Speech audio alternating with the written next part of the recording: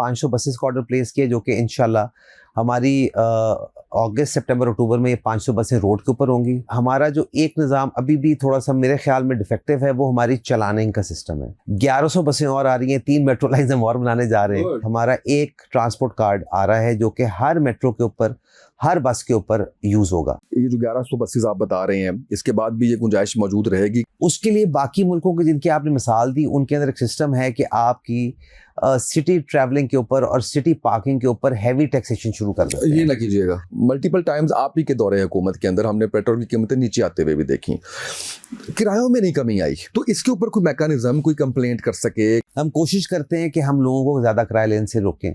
हमने एक helpline number अपना डिस्प्ले किया होता है 1127। वो 1127 जो है PITB के साथ मिलकर हमने एक हेल्पलाइन बनाई हुई है जो कि ऑटोमेटेड है। जब उसके ऊपर एक बार एक कंप्लेंट लॉन्च हो गई है, तो वो जब तक वो कंप्लेनेंट उसको ओके नहीं करता तब तक हम उसको ख़त्म नहीं करते हैं। इन्वायरमेंटल के वो जो स्टिकर्स लग रहे हैं वो ना लगवाए, गाड़ी बंद हो जाएगी, फाइन बड़ा हैवी हो जाएगा। तो दरखास्त कर दूंगा एनवायरमेंट डिपार्टमेंट को कि जी थोड़ी सी डेट और एक्सटेंड की जाए, बट आई थिंक ये स्टेप बहुत ज़रूरी था। जो हमारी बहनें बेटियां हैं वो स्कूटीज पे आ गई, उनके लिए कोई स्पेशल आपकी तरफ से कुछ चीज़ें, कोई किसी का अगर ख़राब होगी रास्ते में कुछ ऐसा, आपने समझते कि ऐसी भी कोई चीज़ होनी चाहिए? इंशाल्लाह वी आर होपिंग कि हम इस साल दिसंबर तक इस तरह की सर्विस जरूर लॉन्च करेंगे। लेकिन आई एम रियली हैप्पी कि आप इतना इन डेप्थ सोचे आपने इस बारे में, क्योंकि ये बात कोई सोचता नहीं है। वैसे हमारी जो सीट कैपेसिटी होती है हमारी बसेस के अंदर, जो खासकर आपके अंडर आ रही हैं, are they sufficient for females के? उसके अंदर हम देखते हैं समटाइम खड़े होकर भी जाना पड़ता है, फिर हम देखते हैं कुछ हैरेसमेंट की चीज़ें भी आ जाती हैं उसके अंदर। इस बस के अंदर 3 कैमराज इंस्टॉल्ड हैं, इन अंदर, बाहर अलग है, अंदर अलग है, ताकि अगर बाहर से भी गाड़ी का एक्सीडेंट हो तो पता हो गलती किसकी थी। और अंदर इसलिए है ताकि हमारे पास कंप्लीट रिकॉर्डिंग होनी चाहिए कि वहाँ पे क्या हुआ क्या नहीं हुआ, क्योंकि हरेसमेंट एक बहुत सीरियस क्राइम है। हरेसमेंट को हमें ईजी लेना चाहिए। ये वो एक ऐसा खौफ है जो कि हम ख्वातीन के दिल में डाल देते हैं कि वो घरों से निकलना छोड़ देती हैं। इसको एड्रेस करना बहुत ज़रूरी है। हमारी मेट्रोज़ के अंदर भी हमारे कैमराज इंस्टॉल्ड हैं। अब हम ये जो नई बसेज हैं इनके अंदर हम पैनिक बटन्स भी लेके आ रहे हैं, जो कि CM साहिबा का इनिशिएटिव है। आने वाले दिनों में कौन से मेन प्रोजेक्ट्स हैं जिसके ऊपर काम कर रहे हैं? नवंबर दिसंबर में इंशाल्लाह आपको रोडों पे नजर आएगा। हर डिस्ट्रिक्ट के अंदर इंशाल्लाह आपको ये इलेक्ट्रिक बसेज नजर आएंगी अक्रॉस पंजाब। ड्रीम प्रोजेक्ट, मरी ग्लास ट्रेन, उसके बाद एयर पंजाब है। खाली ई-बाइक की स्कीम को इन्हांस करेंगे हम, 20,000 ई-बाइक्स की स्कीम लाएंगे बच्चों के लिए। एक स्कीम है जो कि अभी हमें अप्रूवल के लिए हम वेट कर रहे हैं, बहुत जल्द अप्रूवल मिल जाएगी, उसका नाम है सफरे बावकार। वो हम जो हमारी वर्किंग वुमेन है उनके लिए हम एक स्कीम लेके आना चाह रहे हैं। जो हमारी टीचर्स हैं, जो हमारी नर्सेज हैं, हमारी LHVs हैं। पहला EV बस मैन्युफैक्चरिंग प्लांट पाकिस्तान का इस टाइम पे फैसलाबाद में लग रहा है, और अगस्त के अंदर हम उसकी इंशाल्लाह इनॉग्रेशन करेंगे, और सितंबर में first ever Pakistani manufactured EV बस आपको हम रोड पे ला के दिखाएंगे। बिस्मिल्लाहिर्रहमानिर्रहीम, अस्सलाम वालेकुम। आप देख रहे हैं उसामा तैयब पॉडकास्ट और मैं हूं उसामा तैयब। कहीं कहीं किसी न किसी पॉडकास्ट में मेरी एनर्जी आपको काफ़ी ज़्यादा लगती होगी। उसकी वजह ये है कि मेरे साथ जो शख्सियत मौजूद होती है उसकी एनर्जी मैं थोड़ी मैच करने की कोशिश करता हूं, और जब मैं देखता हूं कि हमारे पास यंग लीडरशिप है तो उस पर और ज़्यादा खुशी होती है, और फिर जब पढ़े लिखे लोग हों तो और ज़्यादा अच्छा लगता है, और अगर वो सियासत में हो तो फिर सोने पे सुहागा हो जाता है। तो मेरे साथ बिलाल अकबर साहब मौजूद हैं जो कि ट्रांसपोर्ट और मैस ट्रांजिट मिनिस्टर हैं पंजाब के, और बड़ा शानदार काम कर रहे हैं। अभी जब मैं ऑफ कैमरा इनसे बात कर रहा था तो मुझे पता चला कि जो इन्होंने बेहतरी लाए सिस्टम के अंदर, और ख़ुद अमेरिका से पढ़ के आए हुए हैं। तो मैं ये समझता हूँ कि इस दफ़ा जो कैबिनेट है हमारी माशाल्लाह वो बड़ी शानदार है। और मैं इनसे ये जिक्र कर रहा था कि हम जो माइक के इस तरफ बैठे होते हैं, हमें तो तारीफ़ करते हुए भी डर लगता है कि कहीं ना कहीं कोई ना कोई इल्ज़ाम हमारे खाते में भी आ जाएगा कि जनाब क्योंकि आप हुकूमती पार्टी की तारीफ़ कर रहे हैं तो कुछ ना कुछ दाल में काला ज़रूर है। तो मैं ये समझता हूँ कि हमें मायूसी फैलाने की बजाय जो अच्छा हो रहा है उस पर ज़रूर बात करनी चाहिए, और अगर गलत हो रहा है तो उस पर तनकीद भी करनी चाहिए। जायज़ तनकीद भी ज़रूरी है, लेकिन अच्छाई ज़रूर बतानी चाहिए। बिलाल भाई बहुत शुक्रिया आपका, आप तशरीफ लाए। कैसे हैं आप? खैरियत से हैं? ठीक है, बिल्कुल खैरियत। कैसा रहा एक साल? बड़ा ज़बरदस्त रहा। जब स्टार्ट किया था काम तो लगता था कि काफ़ी आगे एक ऊंचा सा पहाड़ है जिसको चढ़ना है, लेकिन अब लगता है कि काफ़ी नज़दीक आ पहुँचे हैं अभी। वेरी गुड, ज़बरदस्त है। वो हमने एक पार्टी का इश्तिहार देखा था कि हम मसरूफ़ थे, तो मुझे लगता है आप 365 दिन मसरूफ थे, क्योंकि बड़ा कम मैंने देखा आपकी मीडिया प्रेजेंस, और अभी भी हमें काफ़ी जो है वो टाइम लगा कि आपके साथ मुलाकात हो सके, आपके साथ पॉडकास्ट हो सके, बात हो सके। तो मैं कुछ ऐसी चीज़ें जो आज से पहली हुकूमतों के अंदर नहीं हो रही थी और आपके डिपार्टमेंट के अंदर अब हो रही हैं, कुछ ऐसे इनिशिएटिव पे जानना चाहूँगा आपसे। अच्छा, ये एक ऐसा डिपार्टमेंट है ना, ये इसको हमेशा सुतेलों वाला सलूक।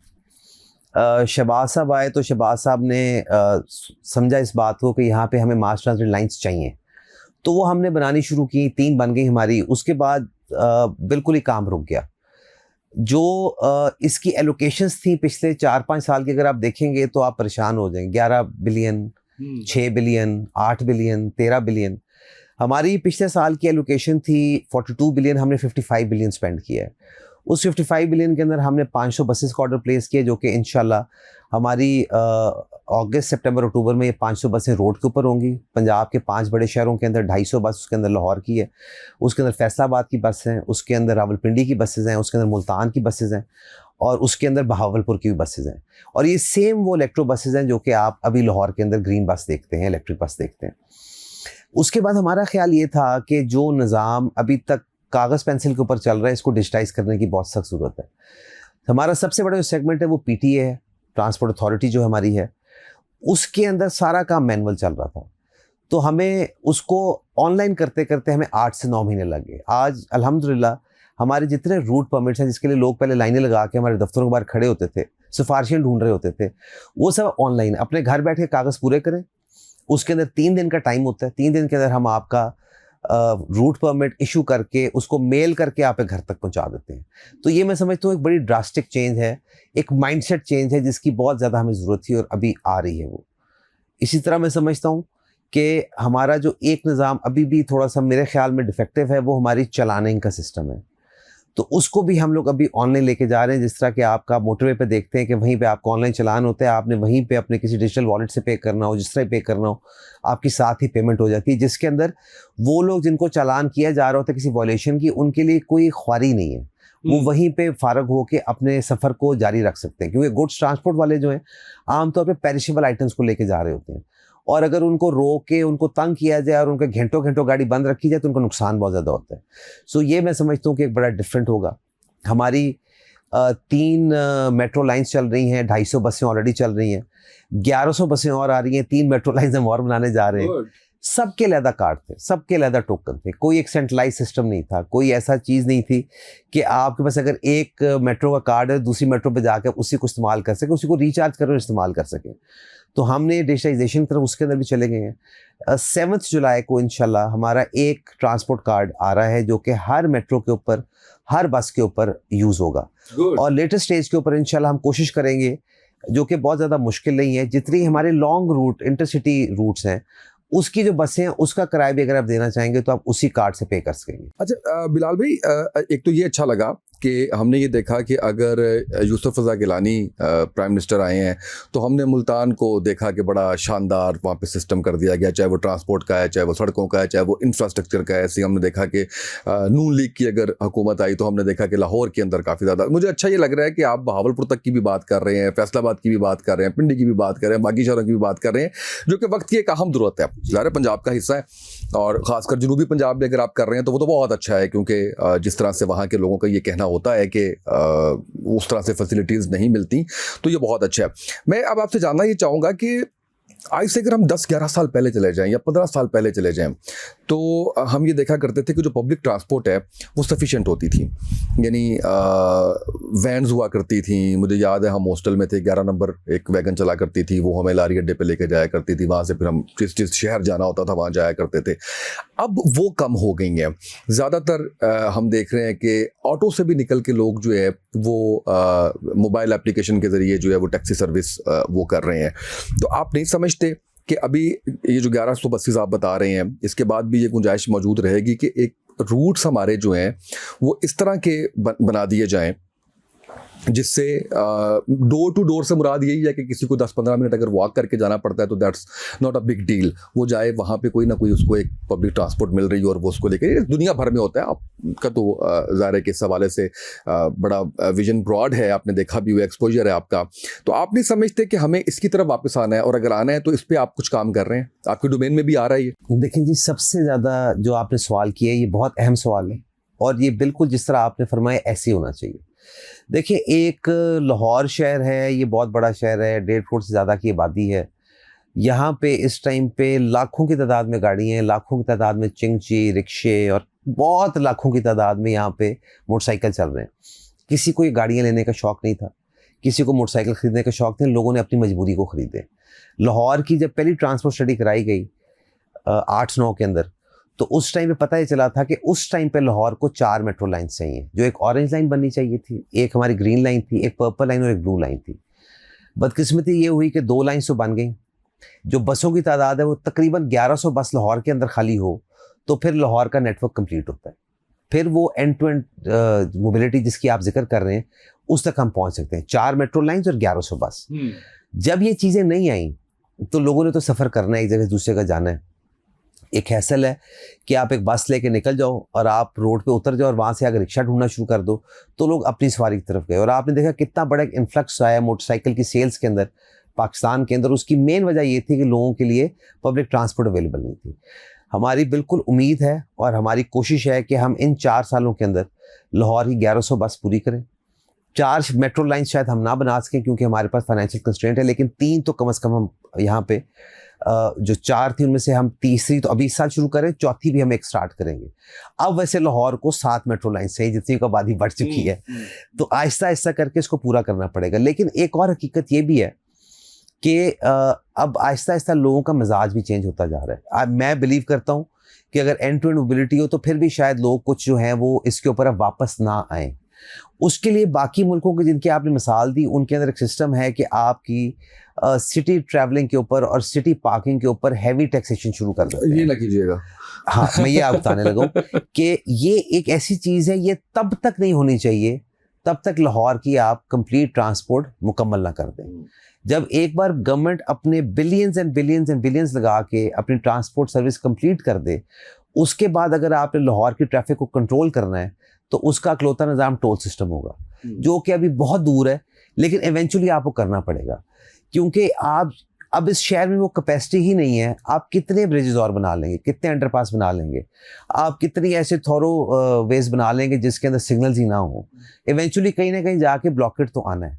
सो जब सिस्टम कंप्लीट हो जाए तो उसके बाद आप उसको एक तरीके के साथ लेके टोलिंग करके आहिस्ता आहिस्ता चीज़ों को बढ़ा के आप लोगों को इसके ऊपर लेकर आएंगे। लेकिन हमारा जो मेन फोकस है वो लाहौर के अलावा बाकी शहर भी हैं, और वो होने भी चाहिए, क्योंकि उसकी वजह ये है कि उनकी आबादी भी इसी स्पीड से बढ़ रही है। बिल्कुल। तो हमारी कोशिश है कि हम उनको भी यही सेम फैसिलिटीज़ प्रोवाइड करें। गुजरांवाला में हम एक मेट्रो बनाने जा रहे हैं इंशाल्लाह, जो कि गुजरांवाला के 1,40,000 लोगों को कैटर करेगी डेली।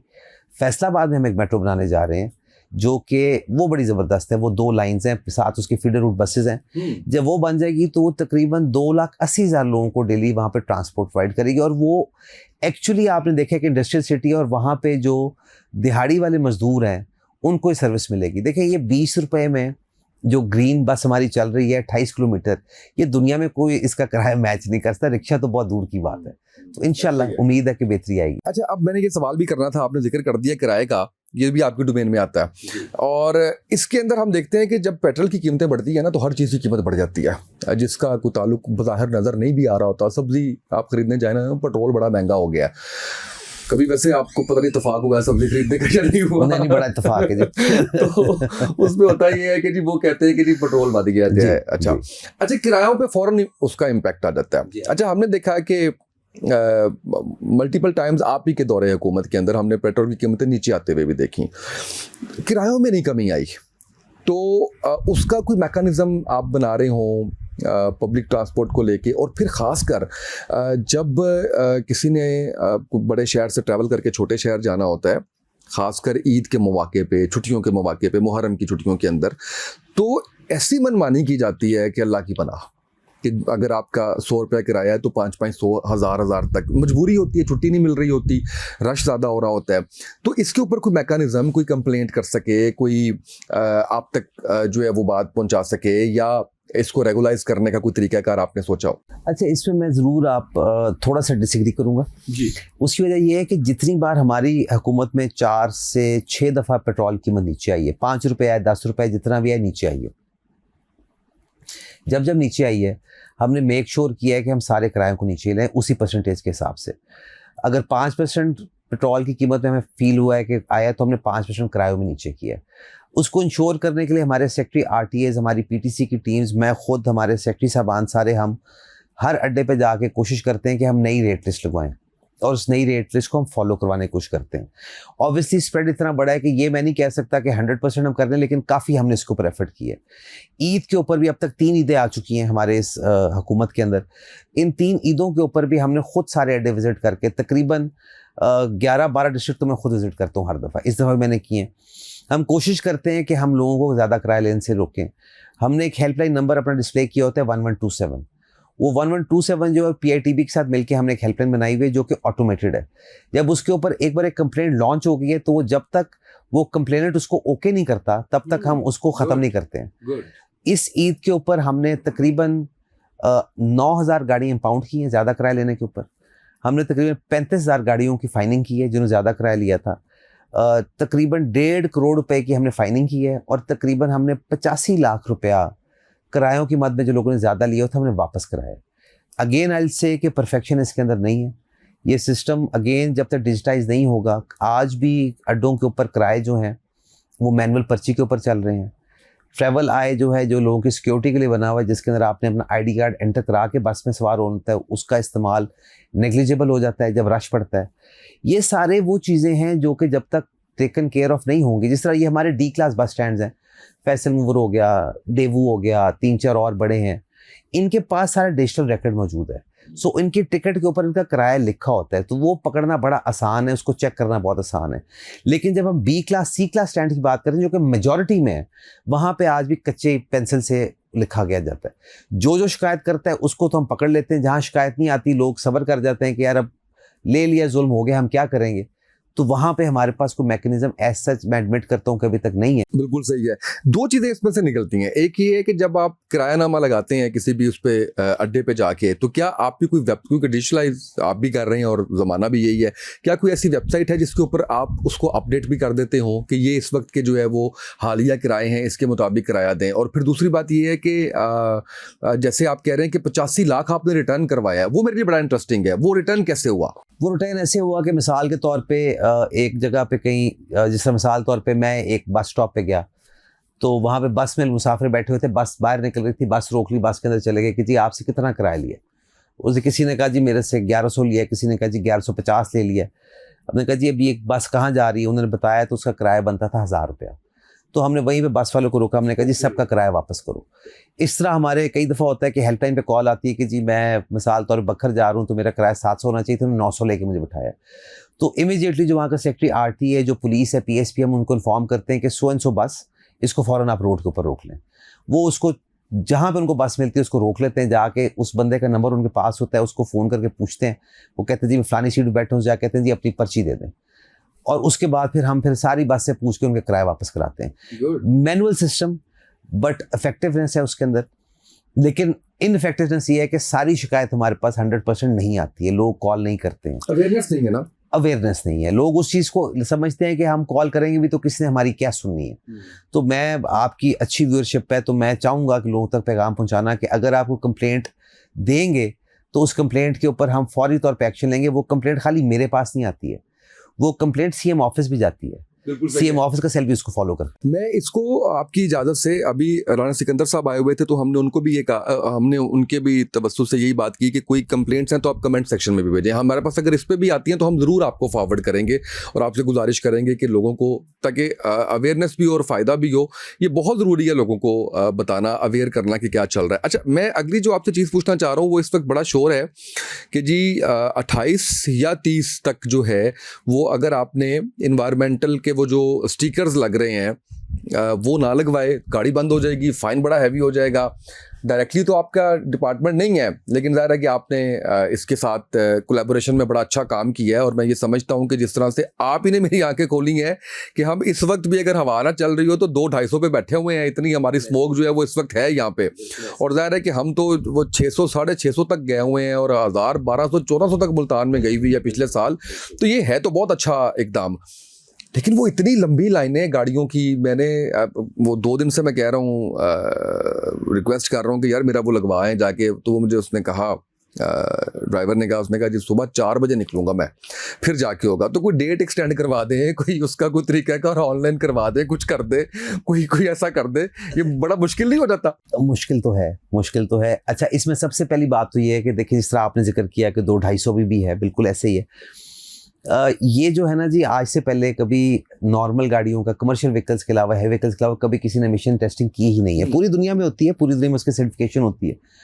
तो जब लाहौर में स्मॉग सीजन आ जाता है तो स्मॉग सीजन की एकदम शोर मच जाता है। वो 1 महीना जो है वो पूरी कौम को आगाही होती है कि स्मॉग आ गई है, लोग उस पर दुखी भी होते हैं, नाराज़ भी होते हैं। जब वो टाइम गुजर जाता है, सब भूल भुला जाते हैं। तो मैं समझता हूँ कि ये इस गवर्नमेंट की एक कामयाबी है कि हम पूरे साल से स्मॉग फाइट करने की कोशिश कर रहे हैं। जो इलेक्ट्रिफिकेशन ऑफ व्हीकल्स हैं, जो इलेक्ट्रिक बसेज हैं, प्लस ये जो अब अभी हमारी सर्टिफिकेशन आई है, जो स्टिकर्स आए हैं, ये 30 के बाद गाड़ियाँ बंद नहीं होंगी, जुर्माने नहीं होंगे। 30 के बाद सिर्फ ये है कि एक फ़ीस चार्ज करनी शुरू कर देंगे। ये एक हमारी वो थी कॉम्प्लीमेंट्री कि जिस स्टार्ट में हम लोगों को जितने फ्री कर सकते हैं, ताकि लोगों को एक बार इसकी आदत पड़नी शुरू हो। ये 1 साल के लिए स्टिकर होगा। साल के बाद आपको, जब तक वो साल गुजरेगा, इंशाल्लाह इतने सेंटर्स बन चुके होंगे, इतनी ज़्यादा गाड़ियाँ कि लोग खुद वो सेंटर्स प्राइवेट पार्टीज बनाने को तैयार हैं। तो जब वो बना चुकी होंगी तो फिर ये दोबारा लाइनें लेंगी। अभी तो ग्राउंड जीरो से मैं वही आपको कह रहा हूँ कि हम 15-20 लाख व्हीकल्स को एकदम उस नेट में लाने की कोशिश करें, जिसकी वजह से लाइनें लगी हुई हैं। तो हो सकता है पहले भी डेट एक्सटेंड हुई है, उससे दोबारा भी एक्सटेंड हो जाए। मैं ये दरख्वास्त कर दूंगा एनवायरमेंट डिपार्टमेंट को कि जी थोड़ी सी डेट और एक्सटेंड की जाए। बट आई थिंक ये स्टेप बहुत ज़रूरी था। नहीं, बहुत ज़रूरी है और ये बड़ा काबिल सताइश है कि हम लोग इतना कुछ फेस करते हैं स्मोक की वजह से। जो डॉक्टर्स बताते हैं इस बारे में कि हमारी स्किन क्या, गला क्या, नाक क्या, बुरे बुरे हालात होते हैं। तो जो जहाँ जो है वो उसमें रोल प्ले कर सके, वो करना ज़रूरी है और ये बहुत अच्छा है कि आपने किया। अच्छा, हमने ये देखा कि हमारे यहाँ पे जो हमारी बहनें बेटियां हैं वो स्कूटीज़ पे आ गई। बड़ा अच्छा, मुझे बहुत अच्छा लगता है। और मैं ये हमेशा ये कहता हूँ कि जाते हुए ऑकवर्ड होकर देखा भी ना करें ऐसे करके। वो उससे भी अगला बंदा जो है वो हो रहा होता है, घर से पढ़ने के लिए निकला हुआ है बच्चा बच्ची, कोई घर से जॉब करने के लिए निकला हुआ है, उनके लिए कोई स्पेशल आपकी तरफ से कुछ चीज़ें, कोई किसी का अगर ख़राब होगी रास्ते में, कुछ ऐसा आपने समझते कि ऐसी भी कोई चीज़ होनी चाहिए। इवन वो टायर भी पंचर अगर हो गया तो वो उसको नहीं वो टैकल कर सकेंगी, खातून है, अकेली है, ऐसा कुछ ज़हन में आया कभी? देखिए, ये एक बड़ा आपका वैलिड क्वेश्चन है। अच्छा, जो आपने खुशी का इजहार किया, म्यूचुअल खुशी है। मुझे भी बहुत खुशी होती है जब मैं देखता हूँ कि इंडिपेंडेंस आ रही है, मतलब लोग अब बच्चियां भी आ रही हैं वर्क फोर्स के अंदर, बहुत खुशी होती है इसको देख के। ब्लैकमेलिंग खत्म हो गई है ऑटो वालों की, चाहे वो ऑनलाइन टैक्सी सर्विस है, चाहे वो बसों के अंदर जो है। ये तो खैर मैंने आपसे पूछता है ना कि बसों के अंदर आपने क्या करना है, बाद में, पहले इस पे आ जाए। अच्छा, ये ऐसे है कि सबसे बड़ी जो हमारी मुसीबत है, जो पाकिस्तान में मुश्किल है, वो ये है कि कोई इंश्योरेंस नहीं है। गाड़ियों की इंश्योरेंस नहीं है, मोटरसाइकिल्स की इंश्योरेंस नहीं है। जिन्होंने बैंक से ली होती है, बैंक मजबूरी में उनको 2 साल के लिए दिलाता है, फिर जब ख़त्म होती है तो फिर लोग लेते नहीं हैं। अच्छा, ये बड़ा एक मिनिमम सी अमाउंट होती है इंश्योरेंस की, जो किसी के ऊपर इतनी बर्डनिंग भी नहीं होती है। अगर एक मोटरसाइकिल इंश्योरेंस हो तो मेरा ख्याल है वो 500-700 रुपये से ज़्यादा साल की नहीं होगी, लेकिन वो सिस्टम ही नहीं है जिसकी वजह से ही मुश्किलात आती हैं। जो हमारी इमरजेंसी सर्विसेज हैं, कोई हमें रेस्क्यू सर्विसेज हैं या कोई चीज़ें हैं, उसके अंदर कहीं व्हीकल का कहीं दूर दूर तक नामो निशान ही नहीं है। वो अभी तक हम ह्यूमंस के ऊपर भी पूरा नहीं कर पा रहे हैं, गाड़ियों तो बहुत दूर की बात है। पूरी दुनिया में प्राइवेट कंपनीज भी ये काम कर रही होती है, गवर्नमेंट बेस्ड कंपनीज भी ये काम कर रही होती हैं। तो अभी हम इंशाल्लाह कोशिश कर रहे हैं कि बहुत जल्द हम एक इस तरह की एक व्हीकुलर रेस्क्यू सर्विस ज़रूर शुरू करें, जिसकी एक बड़ी मिनिमम सी फीस हो, जो कि आपके टोकन टैक्स में ही आप पे कर दें, आपको दोबारा से पे करने की वो तकलीफ भी ना करनी पड़े। और कहीं पे गाड़ी ब्रेक डाउन होती है, कोई मसला होता है, तो फौरी तौर पे कोई आपकी रेस्क्यू के लिए आ जाए। तो अभी तक तो कुछ नहीं है, बट इंशाल्लाह वी आर होपिंग कि हम इस साल दिसंबर तक इस तरह की सर्विस जरूर लॉन्च करेंगे। लेकिन आई एम रियली हैप्पी कि आप इतना इन डेप्थ सोचे आपने इस बारे में, क्योंकि ये बात कोई सोचता नहीं है वैसे। मैं आपको एक एग्जांपल देता हूँ। मैंने देखा कि ऐसी एक बेटी जो है वो जा रही थी और उसके शायद फ्यूल ख़त्म हो गया था और मैं हैरान रह गया ये तो हमारी सोसाइटी से मेरा शिकवा है कि मैंने देखा कि कोई शख्स रुक के नहीं पूछ रहा कि बच्चे गर्मी है, बुरे हालात हैं, पैदल वॉक करे जा रहे हो, मैं कोई बाइक पे जाके ले आऊँ, मैं गाड़ी पे जाके ले आऊँ। तो मुझे ये इसलिए ये ख्याल जो है वो वहाँ से इसने जन्म लिया कि कुछ ऐसा होना चाहिए कि जो उनको हम सपोर्ट कर सकें। इसी तरह से मैं जो आपसे अगला सवाल करना चाह रहा हूँ, क्या हमारी जो सीट कैपेसिटी होती है हमारी बसेस के अंदर, जो खासकर आपके अंडर आ रही हैं, are they sufficient for females के उसके अंदर हम देखते हैं समटाइम खड़े होकर भी जाना पड़ता है, फिर हम देखते हैं कुछ हरासमेंट की चीज़ें भी आ जाती हैं उसके अंदर, मैन हैंडलिंग को इस तरह की चीज़ें भी आ जाती हैं। I don't know this is directly related to your ministry और नॉट, लेकिन क्योंकि मुझे आपने ये जुर्रत दी है कि मैं आपसे सारे सवालात कर रहा हूँ और मुझे उससे बड़ा अच्छा जो है वो रिस्पॉन्स भी मिल रहा है, और साथ ही साथ जो है वो मुझे आप ये भी इंश्योर करवा रहे हैं कि मैं उस डिपार्टमेंट से बात भी करूँगा जो भी रेलेवेंट होता है। तो चलें, एटलीस्ट आप रिप्रेजेंटेटिव हैं गवर्नमेंट के, तो इस हवाले से भी थोड़ा सा बताइएगा। देखिए, हमारी बसेस के अंदर तकरीबन हाफ एंड हाफ कंपार्टमेंट्स हैं, जो भी इलेक्ट्रो आई है उसमें भी, पुरानी के अंदर भी। ये बसेस जो 9 मीटर वाली है, इसकी कैपेसिटी होती है 70 to 80 पैसेंजर्स। जो 12 मीटर वाली है उसकी तकरीबन 90 to 100 हो जाती है कैपेसिटी। इसमें हमारा जो फ्रंट कंपार्टमेंट है वो अलग है, जिसके अंदर ख्वातीन का कंपार्टमेंट है, उसको हम बंद कर देते हैं चेन्स के साथ, ताकि मर्द हजरात वहाँ पर अंदर ना आएँ। लेकिन वो बस चूँकि 24 घंटे रोड पे होती है, तो कई दफ़ा ऐसे होते हैं, हमें टाइमिंग ऐसे हो जाते हैं कि ख़वातीन ज़ीरो हो जाती हैं और लोग जो होते हैं उनको बस में घुसने की जगह नहीं मिल रही होती। तो हमारे पास चूँकि चेन सिस्टम है, तो इमीडिएटली हम उसको रिमूव करके थोड़ा ऐड कर लेते हैं, यूटिलाइज कर लेते हैं। ये जो नई बसेज आई हैं, एक तो इसके अंदर वाईफाई कनेक्टेड है, दूसरा इस बस के अंदर 3 कैमराज इंस्टॉल्ड हैं, अंदर, बाहर अलग है, अंदर अलग है, ताकि अगर बाहर से भी गाड़ी का एक्सीडेंट हो तो पता हो गलती किसकी थी। और अंदर इसलिए है ताकि हमारे पास कंप्लीट रिकॉर्डिंग होनी चाहिए कि वहाँ पे क्या हुआ क्या नहीं हुआ, क्योंकि हरेसमेंट एक बहुत सीरियस क्राइम है। हरेसमेंट को हमें ईजी लेना चाहिए। ये वो एक ऐसा खौफ है जो कि हम ख्वातीन के दिल में डाल देते हैं कि वो घरों से निकलना छोड़ देती है। इसको एड्रेस करना बहुत ज़रूरी है। हमारी मेट्रोज़ के अंदर भी हमारे कैमराज इंस्टॉल्ड हैं। अब हम ये जो नई बसेज हैं इनके अंदर हम पैनिक बटन्स भी लेके आ रहे हैं, जो कि सीएम साहिबा का इनिशिएटिव है। सो डेफिनेटली हरेसमेंट के ऊपर तो ज़ीरो टॉलरेंस है। ये बसेज के रूट्स हैं, अगर कोई ऐसा केस हो भी जाता है, वी हैव रिकॉर्डिंग्स, कोई बंदा बच नहीं सकता अब हमारे से कि वो हरेसमेंट करे और उससे निकल के चला जाए। बहुत सारे वाक़यात ऐसे हुए कि जो जिसके साथ हुए उसने रिपोर्ट नहीं किया, लेकिन बाकियों ने फील किया कि ये ज़्यादती हुई है यहाँ पे, उन्होंने हमें रब्ता किया हमारे साथ, तो हमने बस को वहाँ रुकवाया। हमने मेट्रो स्टेशंस के ऊपर भी बहुत सारे लोगों को पकड़ के पुलिस के हवाले किया है, क्योंकि इसके ऊपर हमारी और सीएम की ज़ीरो टॉलरेंस है। ये बिल्कुल इस पे नहीं होना चाहिए। अभी हम ये कर रहे हैं कि हम जो मैंने आपको बताया कि 7 जुलाई को 1 कार्ड सिस्टम आ रहा है। It's just not a system जो आपने कार्ड टैप सिस्टम करना है कि आप उसमें जायज़ कैश से पे कर लें, या आप उसमें क्रेडिट कार्ड से पे कर लें, या आप जिस तरह भी कर लें। उसके साथ हम बस शेड्यूलिंग सिस्टम भी लेके आ रहे हैं, जो कि रियल टाइम में बताएगा कि बस और मेट्रो अगली कितने बजे आपस आ रही है। वो हमारा ऐप बेस्ड है। सो वो ऐप में भी एक पैनिक बटन है। So once you press that button, तो इमीडिएटली जो नेक्स्ट स्टेशन है वहाँ पे आपको जो हमारे इन्फोर्सर्स हैं आपको खड़े मिलेंगे और वो इस चीज़ को एड्रेस करेंगे। Very good. और ये बताएं कि अगर कोई इन्फॉर्म करना चाह रहा है आपको, तो वही आपकी हेल्पलाइन पे इन्फॉर्म करना है जो आपने पहले बताई है? जी बिल्कुल, वो हमारी हेल्पलाइन है। उसके ऊपर वो आपको कोई 1 2 3 4 5 7 ऑप्शंस नहीं देती है। वो हेल्पलाइन है, आप उसको कॉल करते हैं, वो आपको सिर्फ ये कहता है कि आपका जो भी इशू आप रजिस्टर करा दें। आगे से पीआईटी वालों ने उसके अंदर सिस्टम बनाया हुआ है कि वो कंसर्न डिपार्टमेंट तक फिर चली जाती है। Concern department is definitely transport at this and, लेकिन हमारे भी मुख्तलिफ महकमे हैं, तो इमीडिएटली उस महकमे को फिर वो ट्रांसफर हो जाती, ताकि वो उसके ऊपर फौरी तौर पर एक्शन ले ले। क्योंकि वो बड़ा टाइम कंज्यूमिंग है कि आप कॉल करते हैं, फिर वो अपनी ऑप्शन सुनते रहते हैं, फिर आप उस ऑप्शन को प्रेस करते हैं, फिर आप होल्ड पे चले जाते हैं, फिर कोई आपकी बात सुनता है।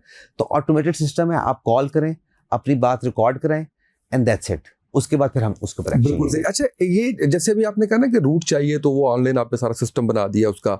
क्या सारे लोग उस पर शिफ्ट हो चुके हैं? अब तरीकाकार सिर्फ ऑनलाइन है या अभी भी मैनुअल भी बन रहे हैं किसी ने अगर रूट लेना है तो? देखिए, रूट परमिट जो है वो मेजॉरिटी तो हमारे चले गए ऑनलाइन, सारे ऑनलाइन है। लेकिन कई उसके अंदर जो डिस्प्यूट रिजॉल्व करना होता है, कई दफ़ा होता है कि उनके कागज़ आए होते हैं, हमारे पास नहीं पहुंचे होते, कई दफ़ा कागज़ उन्होंने गलत अपलोड कर दिए होते हैं, तो फिर वो डिस्प्यूट रेजोल्यूशन है वो आज भी ट्रांसपोर्ट के ऑफिस में ही होती है। लेकिन मेजॉरिटी जो मैं समझता हूँ कि 80-85% जो है वो इस टाइम पे ऑनलाइन ही बन रहे हैं, उनके लिए किसी को आने की जरूरत नहीं है। अच्छा, ये बताइएगा कि कोई ऐसे केसेस भी आपको देखने में आए जिसके अंदर आपके डिपार्टमेंट में से किसी सरकारी अफसर ने रिश्वत लेने की कोशिश की हो और इस तरह के मामला हुए हो, और अगर ऐसा आया तो फिर क्या आपका इसके ऊपर जो है वो एक्शन था? देखिए, हमारे पास केसेस केसेस आते रहते हैं, मामलात आते रहते हैं, जो हमारे इन्फोर्सर्स हैं जो बाकी हैं, कोई 2-4 वाक़यात हमारे पास आए, जो आया they were all suspended, they were removed from service. Zero tolerance है इसके ऊपर। अगर कोई चीज़ रिपोर्ट हो जाती है और वो चीज़ प्रूव हो जाती है तो कोई सिफारिश नहीं चल सकती, कोई बंदा उसको बचा नहीं सकता है। क्योंकि देखें, जब एक डायरेक्शन गवर्नमेंट की तरफ से है, सीएम साहिबा की तरफ से है कि हमने इसके ऊपर ज़ीरो पॉलिसी पे चलना है, हमने किसी को टॉलरेट नहीं करना, तो उसके बाद कोई जवाज़ नहीं बनता। Obviously being a political person आपको बेतहाशा फिर सिफारिशात भी आती हैं to reconsider, but we don't do it. वो एक फ़ैसला हो चुका हुआ है और उस फैसले पे हमने रहना है। बेतहाशा लोग ऐसे हैं जिनको सर्विस से हटाया गया। अच्छा, आने वाले दिनों में कौन से मेन प्रोजेक्ट्स हैं जिसके ऊपर काम कर रहे हैं, और ये भी आपने फिर बताना है मुझे कि by the end of 4 years कहाँ देखते हैं अपने डिपार्टमेंट को? देखिए, प्रोजेक्ट्स बेतहाशा हैं। जिस तरह मैं स्टार्ट करूँगा उस प्रोजेक्ट के साथ जो कि मेरे दिल के सबसे नज़दीक है। आज से पहले शहरों में बसें चल रही थी, लोगों ने देखी, लाहौर में चलती देखी, मेट्रोज़ मुल्तान में देख ली, रावलपिंडी में देख ली, लेकिन अल्हम्दुलिल्लाह अब 600 बसों का एक नेटवर्क आ रहा है जो कि नवंबर दिसंबर में इंशाल्लाह आपको रोडों पे नज़र आएगा। हर डिस्ट्रिक्ट के अंदर इंशाल्लाह आपको ये इलेक्ट्रिक बसेस नज़र आएंगी अक्रॉस पंजाब। इसमें कोई डिफ्रेंसिएशन नहीं है कि सेंट्रल पंजाब है, बड़ा शहर है, छोटा शहर है। आबादी के लिहाज से, डिस्ट्रिक्ट की आबादी के लिहाज से, फासले के लिहाज से और उसकी तहसीलों के लिहाज से उसको डिवाइड करके हम इंशाल्लाह बसेस लेके आ रहे हैं। ये 600 काफ़ी नहीं पड़ेंगी, ये प्रोग्राम हम एक्सपैंड करेंगे इंशाल्लाह, बट ये पायलट है 600 का। हमें उम्मीद है कि ये प्रोजेक्ट कम से कम 1200 बसों तक जाएगा और फिर एंड टू एंड कनेक्टिविटी आ जाएगी। सो अभी हम स्टार्ट करने जा रहे हैं और इसकी खूबसूरती ये है कि आज भी हमारे देहाती इलाकों में हमने नोट किया है ये बात कि कोई खातून घर से बगैर काम के नहीं निकली होती, बहुत बहालतें मजबूरी निकलती हैं।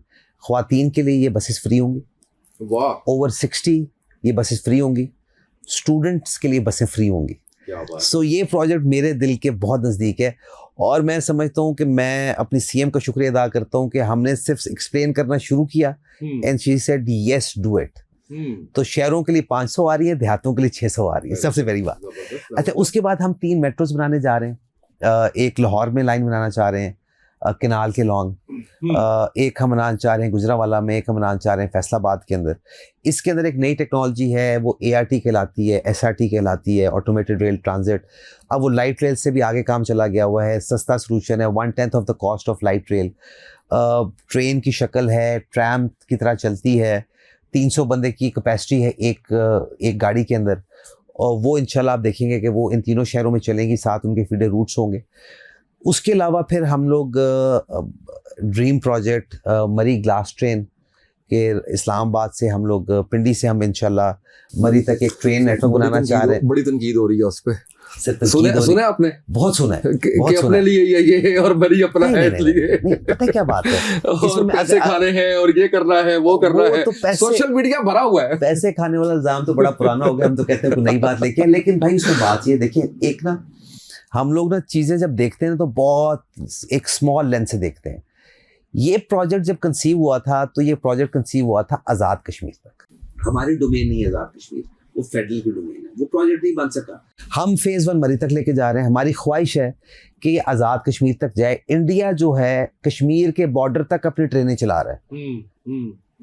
जिस तरह के जंगी हालात हमारे बन गए थे, अगर हमें ज़रूरत पड़ती तो हमारे पास एक ऑल्टरनेट सोल्यूशन था लोगों को और गुड्स को ट्रांसपोर्ट करने का, जो हमारे पास नहीं है।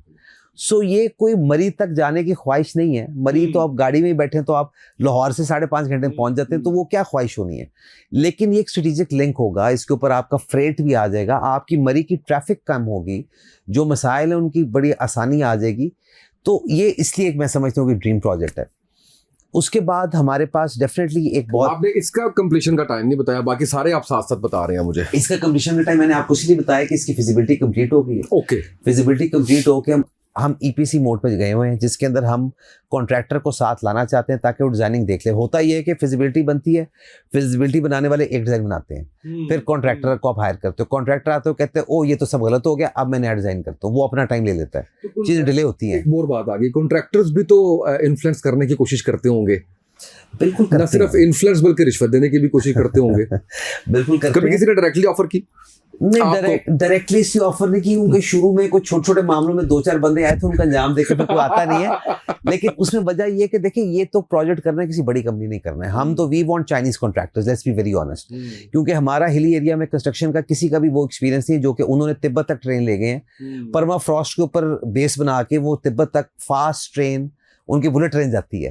सो हमने उनको एज कंसल्टेंट हायर किया हुआ है कि आप हमें बताएं कि हमने इसको बनाना किससे। The day it starts, it will take a year and a half और कंप्लीट हो आप फिर जाएगी। कोई ऐसी बात कर देते हैं कि मुझे कुछ ना कुछ पुराना याद आ जाता है कि ये भी इल्जाम लगाया गया कि शहबाज साहब जो है वो चाइनीज के साथ इसलिए काम करते हैं कि किकबैक्स लेते हैं, वहां पे उनको सजा हो जाती है चाइनीज को, यहाँ पे क्योंकि दोस्त मुल्क है तो कुछ नहीं कहते। तो ये भी जो है वो जुबान सदेआम था एक वक्त के अंदर, अगर आपको याद हो। ये सारे वो बयानी हैं जिन बयानियों ने पाकिस्तान को पीछे कर दिया। देखिए, एक स्पीड थी एक टाइम पे सीपैक की। सीपैक किसी की इजारादारी नहीं थी। सीपैक के तहत हमारा चाइना से लिंक बनना था, वो हमने BRI का हिस्सा बनना था, ट्रेड शुरू होनी थी, सारी दुनिया के साथ हमारी कनेक्टिविटी होनी थी। हमने सिर्फ ये कह के किकबैक कह के, मैं इस बात के ऊपर अपने जो मेरे MNA साहब हैं उनको अप्रिशिएट करता हूँ कि उनके ऊपर जब इल्ज़ाम लगाया हुआ है तो उन्होंने फ्लोर ऑफ द हाउस पे कहा कि मैं यहाँ पर खुदा की कसम खा कहता हूँ कि अगर मैंने 1 रुपया भी लिया हो तो अल्लाह मेरे ख़ानदान को गर्क कर दे। और जिसने इल्ज़ाम लगाया वो भी ये कि अगर मैंने झूठा इल्ज़ाम लगाया तो अल्लाह ताला उसके साथ ये करे। तो इल्ज़ाम लगाने वाले बोले नहीं थे। सो ये कहना बहुत आसान है, किकबैक्स चीज़ें सारा। अच्छा, मज़े की बात इसमें ये है कि इसमें जब जो सीपैक के भी कॉन्ट्रैक्ट्स थे वो स्टेट ओन्ड बॉडीज़ के स्टेट ओन्ड बॉडी के साथ थे। उसमें कोई पर्सनल बीच में बंदा था ही नहीं, थर्ड पार्टी थी नहीं। लेकिन इल्ज़ाम लगाना आसान है पॉलिटिकल गेन के लिए। उस टाइम पे जो तमाशा चल रहा था वो हो गया। लेकिन हकीकत ये है कि आज के दिन में इंजीनियरिंग में, स्पेशली ट्रेन इंजीनियरिंग में, चाइना को कोई मुकाबला नहीं। हर साल 3000 kilometre fast train, bullet train वो अपने मुल्क में ऐड कर रहे हैं। तो हमारा तो 50 किलोमीटर का ट्रैक है, उनके लिए कुछ भी नहीं है, उनके लिए हलवा है। तो हम उनके एक्सपीरियंस से क्यों ना फायदा उठाएं। बिल्कुल सही। तो 3 प्रोजेक्ट्स आपने बताए, आगे व्हाट नेक्स्ट? उसके बाद एयर पंजाब है। एयर पंजाब की हमने कंपनी फॉर्मुलेशन के लिए हमने SCP में अप्लाई कर दिया। लाइसेंस आएगा, पहले कंपनी फॉर्मुलेट होगी, फिर लाइसेंस अप्लाई होगा। That takes another 8 to 9 months to a year। उसके बाद हम उम्मीद करते हैं कि हम एक नई रीजनल एयरलाइन लेके आएंगे। और उसके ऊपर इसके ऊपर बड़ी तनकीद हुई है कि जी PIA तो चलती नहीं है, आप ये कैसे चलाएंगे। देखिए, चीज़ें चलाने का ना एक फ़र्क तरीका है। PIA के साथ जो वो हम सबको पता है कि वहाँ पे हम ओवरलोडिंग करते गए, जहाज़ कम होते गए, बंदे बढ़ते गए, एंड इट फेल्ड। अच्छा, ये हम बनाना चाह रहे हैं एज अ कंपनी जिसके बोर्ड के ऊपर कोई भी पॉलिटिकल बंदा नहीं होगा, इसके बोर्ड के ऊपर कोई भी ब्यूरोक्रेट नहीं होगा। It will be a private board जो कि इसको बैठ के इसकी डिसीजन मेकिंग करेगा। आज भी जो PIA के अलावा एयरलाइंस पाकिस्तान में चल रही हैं सारी प्रॉफिटेबल है। हमारे पास एक ह्यूज गैप्स बने हुए हैं यहाँ पे। जहाज़ नहीं है कंपनीज के पास, उन कंपनीज की कैपेसिटी कम है, जहाज़ नहीं आ पा रहे। लाहौर इस्लामाबाद बंद हो चुका भाई, मुल्तान इस्लामाबाद नहीं चलता, बहावलपुर फ्लाइट जाती थी वो नहीं चलती, सखर फ्लाइट जाती थी वो नहीं चलती, हैदराबाद नहीं चलती, हमारी जो फ्लाइट पेशावर जाती थी वो कभी कभी चलती है। इतना बड़ा एक आपका एवेन्यू है जो कि इस टाइम पे टूरिज्म का, जिसको प्रमोट करने की ज़रूरत है, जो कि स्कर्दू और गिलगित की शक्ल में है। वहाँ पे पंजाब से फ्लाइट जाती, आप इस्लामाबाद जाएँ वहाँ से फ्लाइट लेके जाएँ, मुश्किल से हफ्ते में एक फ़्लाइट जाती। So there is a huge gap. तो उस गैप को देखते हम समझते हैं कि एक एयरलाइन अगर आएगी और उसको प्रॉपर चलाया जाए तो सक्सेसफुल होगी। तो air Punjab another dream project जो कि इंशाल्लाह हम चलाएंगे भी, सक्सेसफुली चलाएंगे, हमें बड़ी उम्मीद है। उसके बाद मेरा ख्याल है कि लाहौर का जो ट्रैफिक का निज़ाम है वो फरसूदा है, वो एक्सटिंक्ट होने के बराबर फरसूदा है। आज भी मैनुअल इशारे लगाए हुए हैं, ट्रैफिक पुलिस को कहते हैं एक रास्ता बंद कर दो, एक तरफ ट्रैफिक निकालनी शुरू कर दो। वो जो 5 मिनट का गैप होता है उसमें पूरा शहर चौक हो जाता है। पूरी दुनिया में हमने देखा कि चाइना हम लोग गए CM के साथ, हमने बीजिंग में वो सिस्टम देखा, मैं टर्की गया, मैंने टर्की में जाके वो सिस्टम देखा। अब सारा AI बैक्ड सिस्टम है, आपके पास सेफ सिटी कैमरास लगे हुए हैं। हमें कुछ कैमरास ऐड करने की ज़रूरत होगी, कुछ कंट्रोल सेंटर्स बनाने की ज़रूरत होगी। हम पूरे लाहौर को AI बैक्ड ट्रैफिक कंट्रोल देने जा रहे हैं, जो कि हमारे पास अप्रूवल हो चुकी है, हमें फंडिंग मिल चुकी है, हम शुरू करने जा रहे हैं। हमें उम्मीद है 8 से 10 महीने में हम उसको भी इंस्टॉल करके चला देंगे।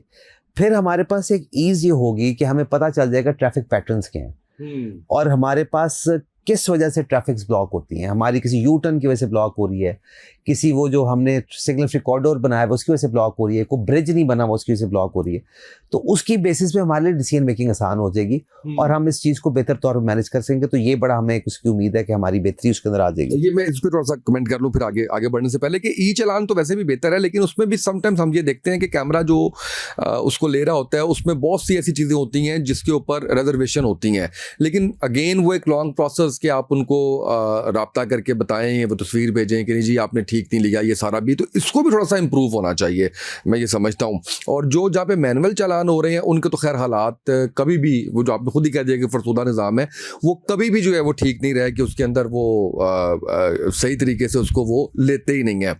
तो इस पर भी थोड़ा सा इम्प्रूवमेंट की बहुत ज़्यादा गुंजाइश है, खासकर अगर आप इसको उस पर ई चालान या इन चीज़ों पर लेके जा रहे हैं तो उसमें। और एक अहम चीज़ जो है वो ये है कि खैर आपको तो मैंने खुद अभी रिसीव किया है गेट से, तो मैंने देखा है आपके तो प्रोटोकॉल का वो हालात नहीं है। मैंने आप ही की कैबिनेट के मिनिस्टर्स के बड़े शानदार किस्म के प्रोटोकॉल्स भी देखे हैं, तो उस पर भी जो है वो कभी जब शाम में आप बैठा करें तो ज़रूर बात कीजिएगा कि इसको भी थोड़ा सा, इसकी भी हमें मेरा ख्याल है कि थोड़ी सी करनी चाहिए कि हौसला शिकनी करनी चाहिए। बिल्कुल करनी चाहिए, बिल्कुल करनी मैं चाहिए। नाम नहीं ले रहा, मैंने पिछले दिनों वीडियो देखी है लेकिन मैं नाम नहीं ले रहा, तो बिल्कुल ऐसे ही है।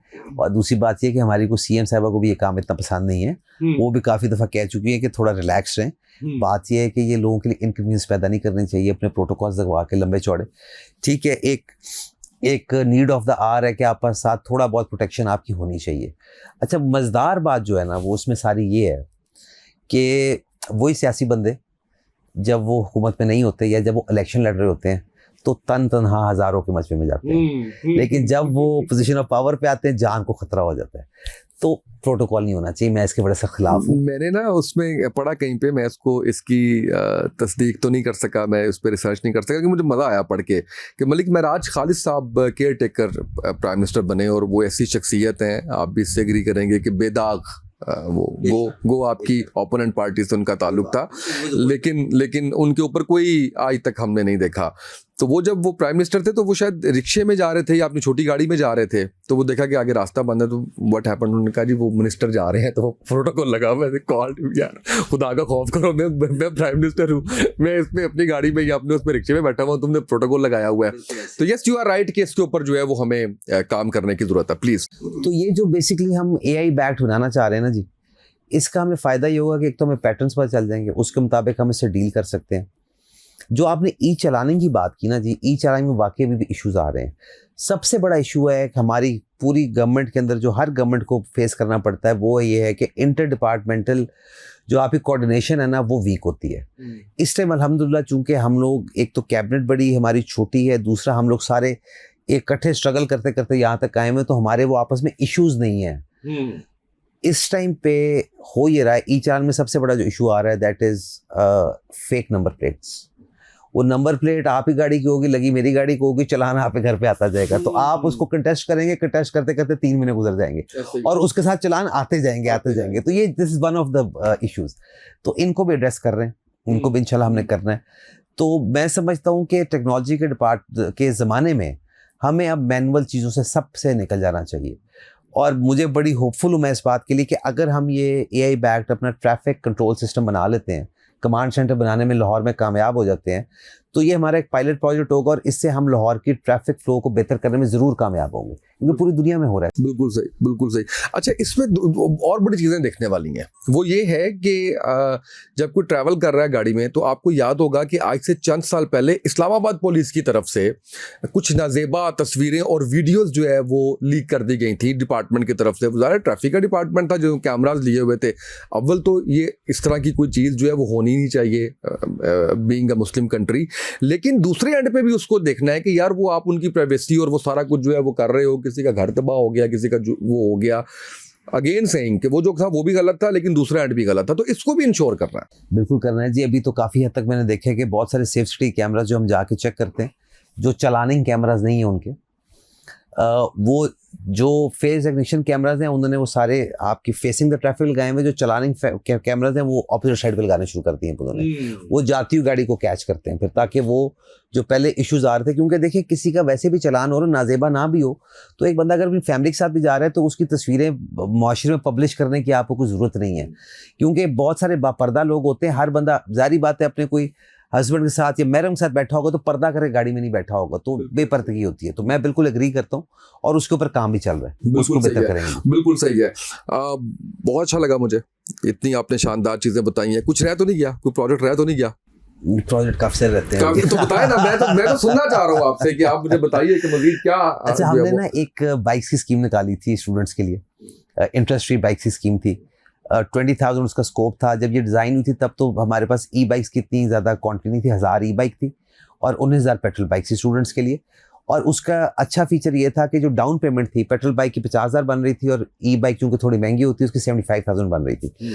तो बच्चों ने 25,000 ही देना था। ई बाइक की शक्ल में 50,000 गवर्नमेंट दे रही थी और 25,000 पेट्रोल बाइक की शक्ल में गवर्नमेंट उनके साथ डाउन पेमेंट में भी हिस्सा डाल रही थी। तो बड़ी रीजनेबल किस्त थी। 6,000 किस्त पेट्रोल बाइक की बन रही थी और 8,000 किस्त जो थी विद इंश्योरेंस एंड एवरीथिंग वो पड़ती थी आपको ई बाइक की। तो अल्हम्दुलिल्लाह हमारी जब अप्लाई किया बच्चों ने तो तकरीबन इसमें 7,000 बच्चों ने अप्लाई किया ई बाइक्स के लिए, ओवर एंड अबव एवरीथिंग।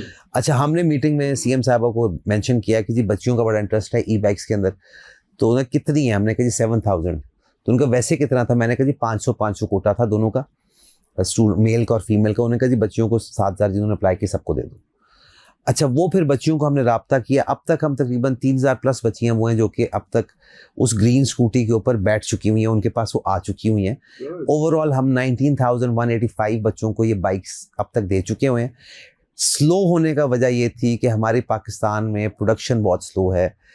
कंपनियां हैं 10-20 हैं, लेकिन उनके पास जो बैटरी सप्लाई आती है बड़ी स्लो आ रही थी। हम आहिस्ता आहिस्ता करके ई बाइक्स दे रहे थे। पेट्रोल बाइक्स बहुत जल्दी चली गई थी क्योंकि वहाँ पे बड़े ग्रुप्स बैठे हुए हैं। इसको हम इन्हांस करने जा रहे हैं सर इंशाल्लाह। हम स्टूडेंट्स के लिए ई बाइक्स, अब पेट्रोल बाइक छोड़ के हम खाली ई बाइक की स्कीम को इन्हांस करेंगे। हम 20,000 ई बाइक्स की स्कीम लाएंगे बच्चों के लिए। एक स्कीम है जो कि अभी हमें अप्रूवल के लिए हम वेट कर रहे हैं, बहुत जल्द अप्रूवल मिल जाएगी। उसका नाम है सफ़र बावकार।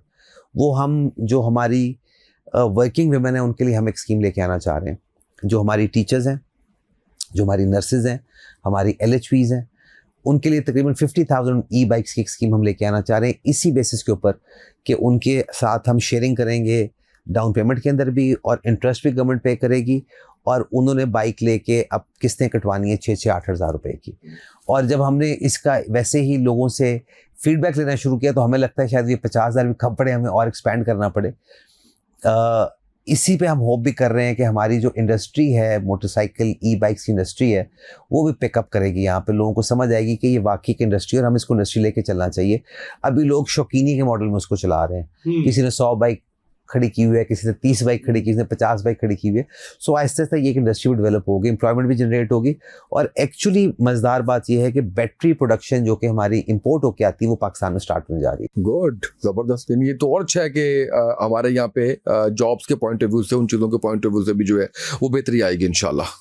एक और चीज़, हमारी जो बसेस हमारी आ रही थी, ये बसेस तो हमने इंपोर्ट करनी थी 500 बसेस। इसके अंदर हमने कॉन्ट्रैक्टिंग इस तरह की कि हमने जो चाइनीज़ कंपनी है एक वो अपना प्लांट लगाने लगी है बस मैन्युफैक्चरिंग का। पहला EV बस मैन्युफैक्चरिंग प्लांट पाकिस्तान का इस टाइम पे फैसलाबाद में लग रहा है और अगस्त के अंदर हम उसकी इंशाल्लाह इनॉग्रेशन करेंगे और सितंबर में first ever Pakistani manufactured EV बस आपको हम रोड पे लाके दिखाएंगे और पाकिस्तान में काम स्टार्ट होगा। ज़बरदस्त। ये बड़ी अच्छी चीज़ें हैं और इसमें अवेयरनेस की कमी है बहुत सी बातों में। जो मैंने अभी तक जो सारा आपकी गुफ्तगू से अंदाज़ा लगाया है वो ये है कि काम हो रहा है माशाल्लाह और ऐसे प्रोडक्ट्स भी हैं जो सक्सेसफुली आप डिलीवर कर चुके हैं।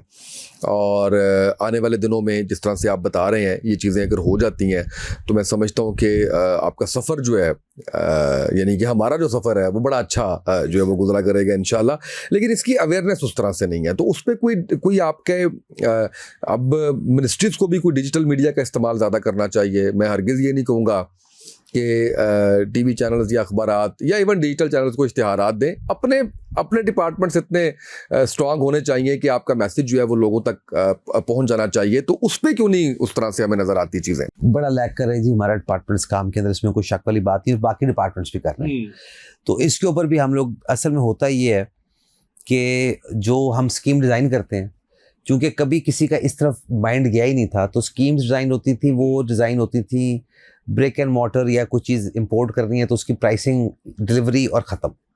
अच्छा, उस पर कभी किसी ने सोचा ही नहीं कि ये इसका लोगों को बताना कैसे है। सो उसकी कभी बजटिंग हुई ही नहीं। अभी मैं फिर समझता हूँ कि कोई थोड़ा बहुत बेहतर पिछले 2-3 महीने से हमारा काम शुरू हुआ, उससे पहले तो बिल्कुल कुछ पता ही नहीं था किसी को हो क्या रहा है। तो इंशाल्लाह उसके लिए भी हम लोगों ने अब कोई टीम्स वगैरह हायर करनी शुरू की है इंटर डिपार्टमेंटली, कि हम इसको भी थोड़ा सा बताएं लोगों को कि एक्चुअली हो क्या रहा है, उनके लिए क्या क्या सहूलत आ रही है। सबसे ज़रूरी ये है कि लोगों को अवेयरनेस होनी चाहिए कि उनके राइट्स क्या हैं। उनको पता होना चाहिए कि उनके लिए जो चीज़ आ रही है उसके लिए अंदर उनके सेफ्टी फीचर्स क्या हैं, और उसको कैसे, अगर कोई चीज़ ख़राब हो तो लोगों को बता सकें। जिस तरह आपने कहा जी किराए बढ़ जाएं तो लोग शिकायत कैसे करें, हरासमेंट हो तो लोग शिकायत कहाँ पे करें। तो ये बहुत सारी चीज़ें जो है ना लैग कर रही हैं, इसको इंशाल्लाह हम कोशिश कर रहे हैं इसको बेहतर करने की। बिल्कुल सही है। बिलाल भाई, बहुत अच्छा लगा आपसे मुलाकात करके, आपके साथ पॉडकास्ट करके, और इंशाल्लाह इसके सीज़न 3 में, अभी हमारा 2 चल रहा है, सीज़न 3 में इंशाल्लाह फिर आपको ज़हमत भी देंगे और जो प्रोजेक्ट्स आपके कंप्लीट हुए हैं वो भी लोगों के सामने रखेंगे, और तब तक कुछ शिकायतें आई तो वो भी आपको बताएंगे कि ये सारी जो है वो चीज़ें आ रही हैं। और मैं ये समझता हूँ कि जिस तरह से आप काम कर रहे हैं माशाल्लाह बड़ा काबिल सताइश है, और अल्लाह आपको हिम्मत दे कि आप इसको सदके दिल और नीयत के साथ इसको पूरा करें, क्योंकि ये बड़ा ज़रूरी था हमारी पॉलिटिक्स के अंदर यंग और डायनामिक लोगों का आना, ताकि वो डिलीवर कर सकें। क्योंकि हम तो बचपन से इसी चीज़ का इंतज़ार कर रहे हैं कि यार लीडरशिप अच्छी हो जाए, चीज़ें अच्छी हो जाए, तो जो है वो हो जाए। बताया आपने सारा अच्छा है। अब इसमें हम देखेंगे कमेंट्स के अंदर लोग क्या क्या बताते हैं, क्या क्या कुछ कहते हैं, उससे फीडबैक हमें वहाँ से आएगा। आपकी आमद का बहुत शुक्रिया। आज के इस पॉडकास्ट से इतना ही, इजाज़त दीजिए। अल्लाह हाफ़िज़। Thank you so much.